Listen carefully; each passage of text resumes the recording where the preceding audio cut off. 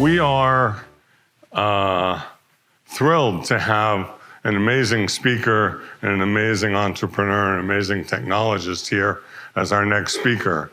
I've known Burkhard since he was doing things at Stanford and doing DARPA and doing Pikes Peak. He's done all the fun motorsports stuff and worked guiding Volkswagen into the 21st century. They're coming here now fast. So Burkhard's going to tell us a little more about why this is harder than it looks. So Mark, thank you very much. It's a pleasure to be here. Thank you very much for the invitation. So making cars that see, failure is not an option. What does it mean? Well, if you look into the headlines 5 years ago, many car companies had actually predicted in 2018 we are going to drive level 4, level 5 fully autonomously, 2018, last year. How many did that? So something is wrong, right? Let's look into this, not from the technical perspective, but from 3 dimensions. One is business case, the other one is technical feasibility, and the third one is what is the solution, actually? How are we going to get there? Yeah. What is actually feasibility to get there? So my agenda today is, are we not ready? Technical feasibility, then unaffordability. So what's the business case, actually? And we heard already, business case feasibility is tricky, right? And number 3 is not scalable. If you scale up a product like a self-driving car to 1 million of cars, statistically alone, you have the probability of failure, right? So let's look into the 3 topics here of my talk today. So are we not ready? So, well, what is the situation, actually? And don't forget that. We have 40,000 US fatalities per year on our roads. So something has to happen. We have to change our cars, and that's, of course, necessary. ADAS, advanced driver assistance systems, are required to save lives. 110 per day, 3 days, airplane crash. Nobody would accept that. Actually, we already got seen that airplanes will get retired as soon as software is not working. So why is that actually working? Why do we accept that? And what's the problem? And if you compare the number, for instance, with Germany, where I'm coming from, I live in San Francisco in the meantime, it's 1/4 of the same problem. So maybe it's education, maybe it's technology, maybe it's servicing, maintenance, who knows? But it's interesting, right? Let's look into the numbers to protect lives. So what's the problem? Well, very obvious, the problem is the driver. The problem is the driver. Mental factors, incorrect decisions, unexpected behavior, some technology. If you look into highways today, to your neighbor driver, you see them texting, right? Driver distraction is becoming number 2 after drunk driving as a factor for fatal accidents. This is ridiculous. And of course, we don't accept that we could communicate while we're driving and wasting time. So let's give time back to the driver. So it makes logically sense to run it in an autopilot mode, right? But safe. So number 1, let's get rid of the drivers, right? People are bad drivers. Come on, 90% are bad drivers and causing actually the problem.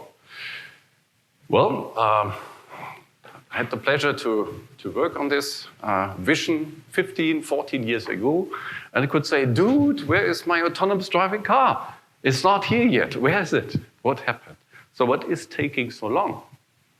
Well, not ready, unaffordable, not scalable. 90% fewer fatal accidents. That is a huge driver, right? By removing the driver. But is technology ready? Let's have a look into the technology. And now I'm coming from my old world, conservative, slow-moving car industry. 100 years of experience in running cars on the road. With this experience, looking into the statistics of recalls in the market, you can see something immediately, right? We still have a problem. Even the cars which have been developed for 100 years, near to perfection, to run in a high quality level, are not capable to avoid mistakes, problems, errors. So that means recall statistics speaks for something. We still have a problem in the robustness design of our current transportation systems. So are we ready to apply it already to self-driving cars? With the same statistics, technology, 10% causing fatal accidents, we still have an issue to be fixed, right? 10%, 4,000 fatalities per year if we just continue the logic of the statistics. So what's missing? And that was my personal takeaway when I realized, oh shoot, something is really missing. The comprehensive design approach from the smallest piece of electronics up to the vehicle integration. And what takes so long? Well, they're talking in different languages, right? The car manufacturers, they're thinking in functions. The semiconductor guys, they're thinking in specifications. How do you get those worlds together? But it's required to meet the safety standards. And by the way, I just read that somebody hacked into a drone, a 16-year-old student, right? Took over the drone, a current model of a drone, and you can imagine what that means. Security. And if somebody is able to hack into my drone, taking that over, what does it mean for driverless cars? Right? So security plays immediately a role in the safety. So if we talk about safety, we have to talk about security as well. Now talking about when do we design the highest security into your car? Well, let's create the analogy to facilities, the basement, the foundation. This has to be done carefully and in the correct way. That's the reason why I think the only way to fix the problem is a comprehensive design approach from the SoC to the ECU to the multi-ECU world and then up into the vehicle design. Let's look into the thinking model. Well, let's take our smartphone, put 4 wheels onto it, and then we have the smartphone on 4 wheels. Everything is working. Upgradability, updatability, you get all the services into your car. That's right, but if you actually look into the specifications and the requirements, you can see this huge difference in the bottom of this tablet is target field failure rate, 0. 0 failure rate. What does it mean? How do you design 0 failure rate? It's not that I can fix that alone. I think we all have to work together. As I said, comprehensive design approach. But what's required is the existing electronics architecture is not sufficient anymore. That's what the disruptors have recognized immediately. Hard and software design, this technology, this is the key enabler for new technology. Right, to do updatabilities, upgradabilities, to fix your problems over time and have open source, let's say, solutions to update against vulnerabilities continuously. That works, okay. Number one. Number two is the current technology is not enabling fusion of data, of your sensors, right? With my old world, 60 ECUs distributed all over the car, you have no chance to synchronize a stereo camera with the radar sensor, or the rear view camera, or the side assist system. So you have to fuse that. So, domain controller. Big data, sensor fusion, connectivity, and upgradability, and with highest reliability, security, and safety. We have to completely redesign the electronics architecture of cars. With functional safety, security, reliability, and then all the other aspects kick in. Software development, AI, machine learning, and low power. Low power is the key as well because it's directly proportional to your driving range. So new electronics architecture required. Number one. And the solution is, well, domain controllers, centralized computer power, as we all would expect now getting functionals more integrated into the different domain controllers. Let's look into the simple equation of functional safety, ASIL requirements. That is the automotive safety integrity level. So This equation tells us exposure by controllability, by severity. This generates ASIL. Which ASIL level do we want to accomplish by taking the controllability out of the equation? Well, I would choose for the highest, right? The highest is ASIL D. The highest has to be accomplished. When I talk sometimes with startups, asking them about the ASIL level, the ASIL what? ISO certification. This is not just a catalog of nonsense. It has been created to ensure that we have a standardized approach of the technical problem. With the highest ASIL level, we accomplish the highest functional safety level as well. Right? So there are demands, there are requirements to protect lives. Well, let's take a camera. Where are we today? I learned from my life traffic sign recognition many years ago, 80%. One out of 5 has been good. So that means, can I integrate the traffic sign recognition into the closed control loop? No, I can't. Impossible. In the meantime, we are approaching better and better rates of functionality, and the failure rate is even getting better than the human error. That's great. But it's still 97%. So now talking about the sensor set around the car, right? How many obstacles with which accuracy are you going to recognize? Well, 97% means 3 out of 100 are wrong. Can we accept that? No, we can't. We have to integrate maybe multiple redundant sensor systems. So I can't understand why somebody tells us that LiDAR, for instance, is not required. How do you know that? I would like to see the fit rate, the failure and time rate calculated along the comprehensive design approach, and then we can talk. But don't throw something into the air as a commercial advantage. This is not the world we should discuss it. It should be on a neutral technical level. Fit rate budget is very important to be calculated up front. Right? You do it when you design your house, basement, foundation. So calculate the fit rate. Okay, let's talk about the business case. Why does it take so long to get self-driving cars onto the road? Well, we've learned burning money to create excitement and overheat it to become billionaires or whatever motivation is behind that. No, that's not going to work. Let's look into the soft and hardware world as a portion of cars, right? So in 1995, here on the left-hand side, we had approximately 35% plus 5% soft and hardware components. This is growing, right? So that means in 2025, we expect 65%. That's a lot. 65% is approximately $9,100 per car, just based on hard and software. And we're talking about electronics, right? Domain controllers, wiring harness, software. By the way, this software has already today an Audi A7, 150 million lines of code. Who's going to handle that, right? That's a different aspect. But let's talk about the numbers here. One thing is not changing.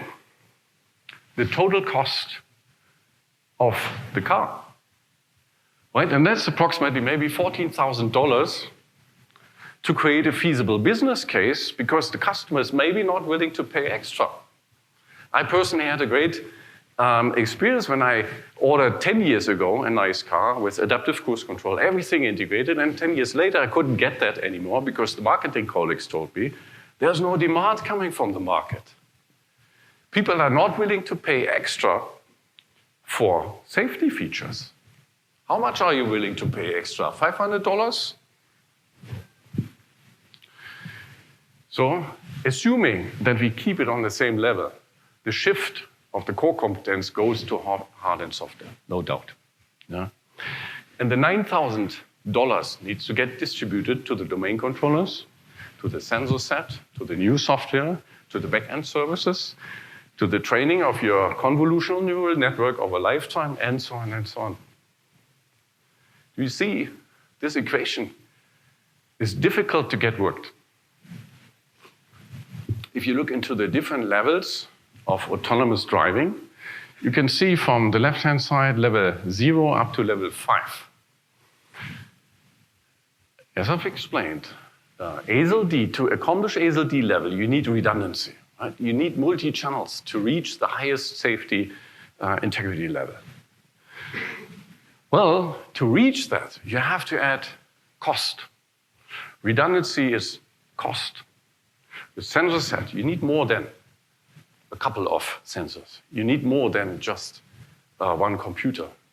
If you lose your energy, you supply a system, you have a huge problem, right? How often did you experience problem with your battery system? Very simple system, but it has to work 100%. Otherwise, you lose completely your controllability. So, and then from the left-hand side, level 3 is $10,000 approximately as an add-on, following the same assumption as I've made before. But to get into level 4, it's exponentially growing. It's just caused by the redundancy to fulfill the level 4 requirements in regards to ASIL, and it adds and adds and adds. Well, now you can say, well, what kind of business model is flying? Well, transportation, right? Let's implement that in trucks. Let's do self-driving transportation of goods, of things on the roads. That will help. Yes, because this business is completely different. What about our private cars? Are you willing to pay extra? Not scalable. Let's look into the scalability factor. So, I learned when I was a student, one prototype has to be built. Well, that was a lot of time and a lot of technology research up front, and finally I had one. And even the DARPA car has been a one prototype 14 years ago. We did another one and another one, drove uphill the Pikes Peak. All those are prototypes with specific problems. How do you scale it up to 1 million of cars? This is already creating a huge issue, just from the statistical aspect. So what is the adoption and scalability requirement to scale it up? I think what we completely underestimate is this opportunity of the shift-left technology. And let's use aerospace, right? Is Boeing and Airbus creating a different autopilot function? No, the system requirements are very similar, right? Would you accept that the Chrysler is turning to the left while the Daimler is turning to the right to avoid the impact with this old lady? No. Right? I would expect that the best level of safety is actually integrated into my car, which I'm taking from the airport home. It's a self-driving taxi. But if I don't get the answers, very specific answers, how did you ensure that you reach the highest functional safety? I have a problem with that. Then automotive requirements, in my opinion, needs to get integrated into the smallest piece of electronics and then calculated through the entire ecosystem. And that requires collaboration. And I think now it's time of the collaboration, right? The market has been heated up. Nobody has made revenue, right? That requires also a consumer understanding to build trust into new technologies, right? How can I say that a LiDAR is not required?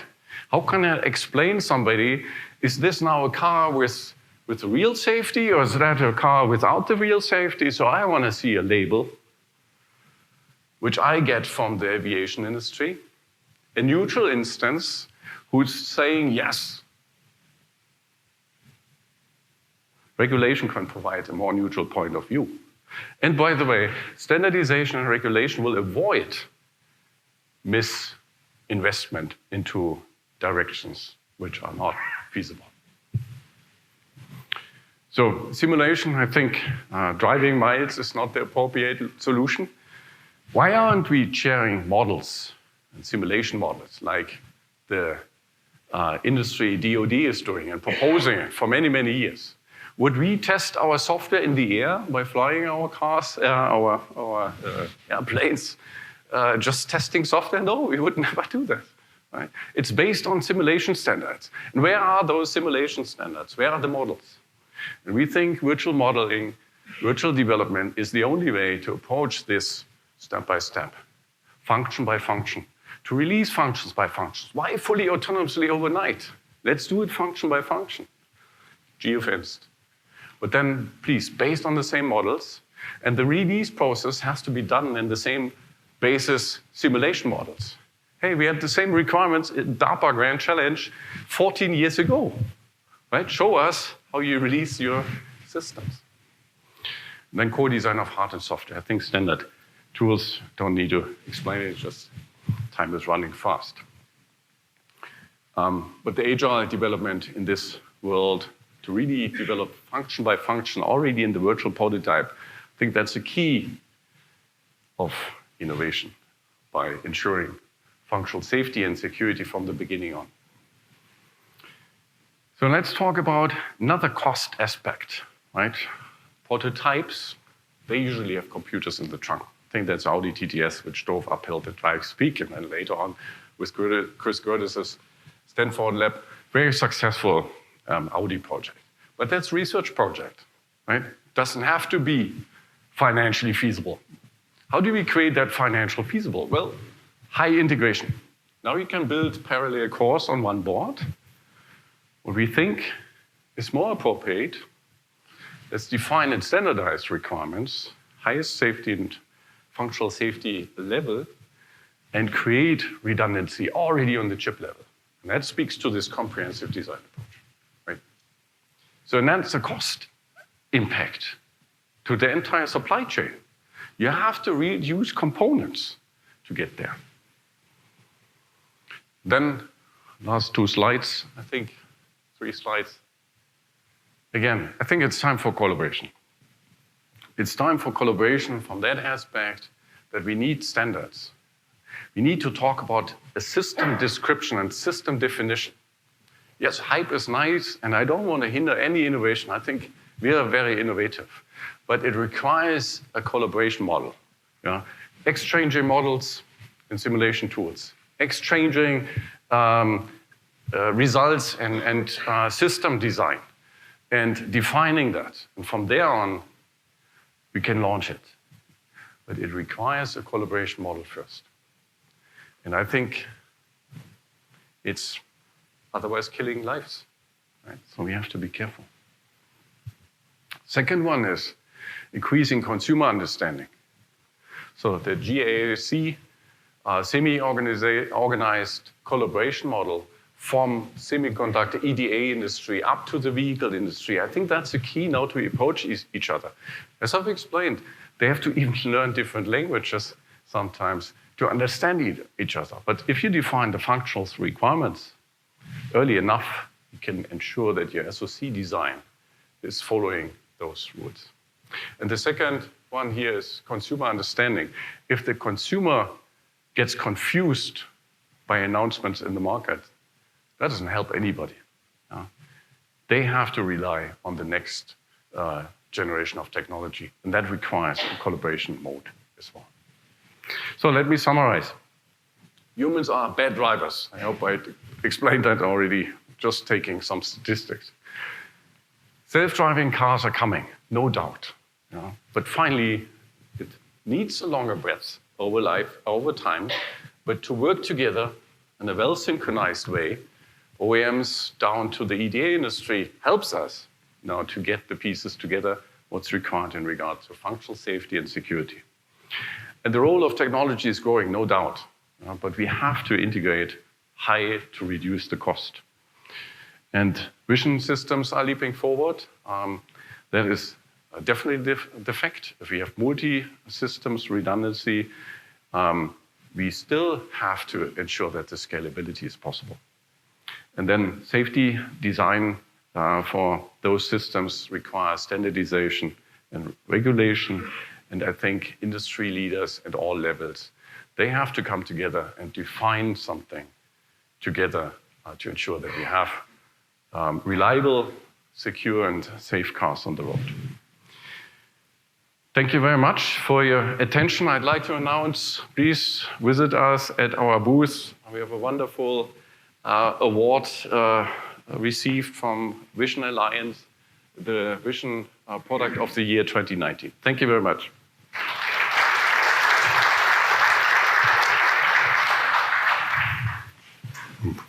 Very exciting presentation. You're arguing against launch it and do over-the-air updates and let everybody fix it when they upgrade their car every night. Which way is it going to go? I think it's a compromise. It's not a black and white. We need upgradability to keep the car fresh over lifetime and get additional functions integrated. Upgradability means you're able to change hardware over time. Software updates are also required. Just with open source discussions, which we experience these days, right? You have to ensure that vulnerabilities are getting closed immediately. So you have to have updates as soon as you build up the connectivity interface. So there's no way around that.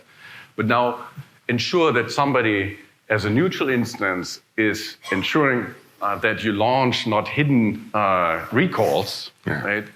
Because nobody is controlling that these days. It helps to really launch something with a neutral instance. This is a software update, like the aviation industry is doing. Yeah. Do we have a couple of questions? We've got a couple of microphones in the aisle here. There's a couple of questions before lunch. Hello, nice presentation, by the way. Thank you. You mentioned that we need a comprehensive design, function and safety design from the smallest SoC to the vehicle.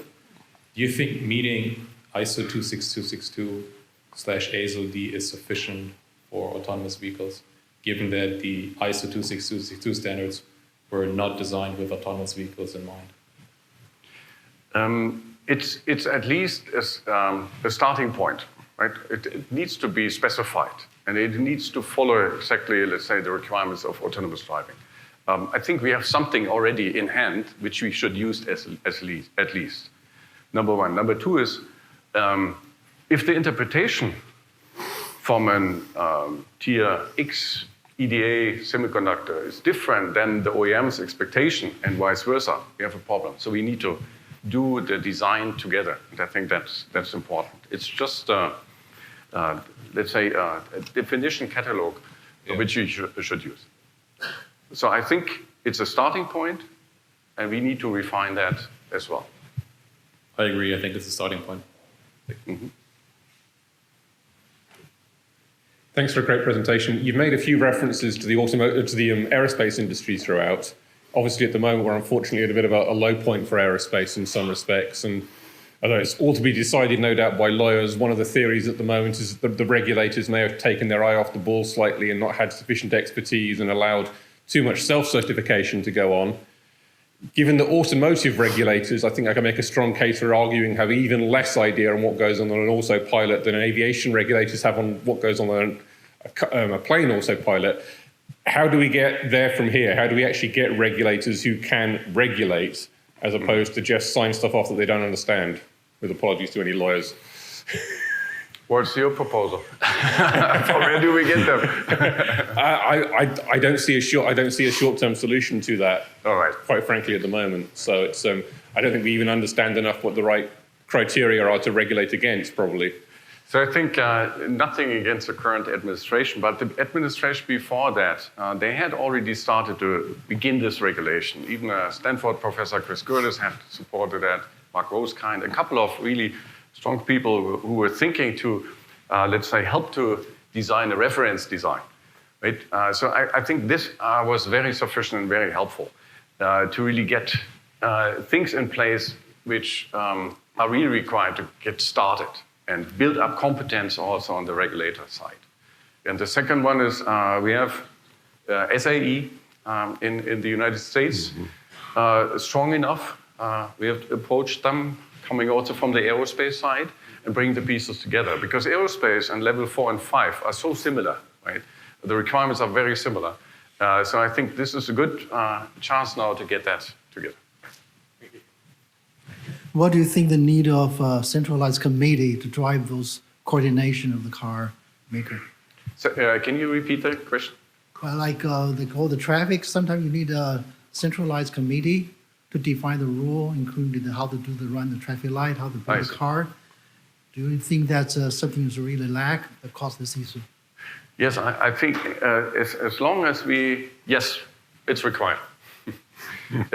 I think as long as we don't know exactly how to resolve the problem, I would add additional layers of security, and that would be one for me, to define really rules.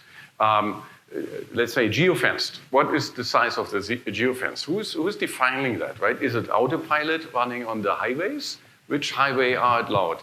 So this kind of regulation has to be standardized, and yes, it needs a committee which is neutral enough to make those decisions.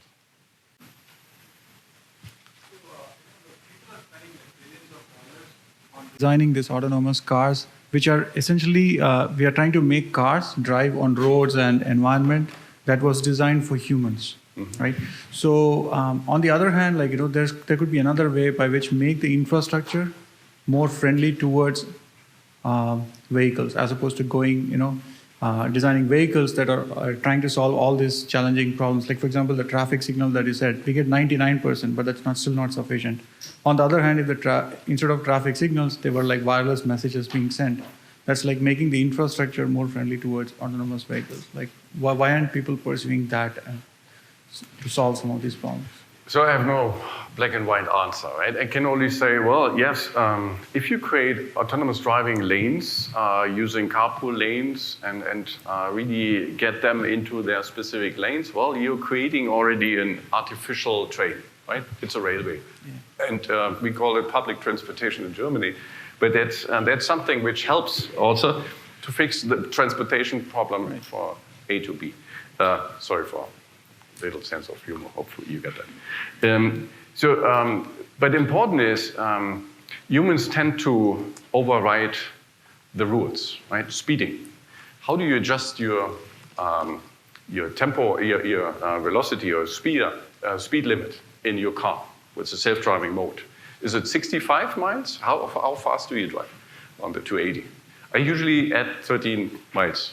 I hope nobody heard that. But at 78, I think nobody will pull me out. So how do you adjust your system? So a human driver will always get into the lane, usually with specific logos, car manufacturers in front of everybody, right? How do you avoid that? Do you mean this kind of difficulties when we have hybrid solutions, self-driving cars and human drivers? I think we will see these kind of battles on the road. Unfortunately, right? It's human behavior. So how can we support the technical innovation and progress? And I agree, in this case, it needs a protected environment. One last question. Excellent. So I have a pretty good opinion on distributed ledger technology and how I could apply it myself, but from your perspective, what do you think might be some good use cases, such as security and negotiation of lane changes and things like that? Well, do you have any opinion? Let's talk at lunch about that. Okay. If you're okay with that. I don't have a short answer. Okay.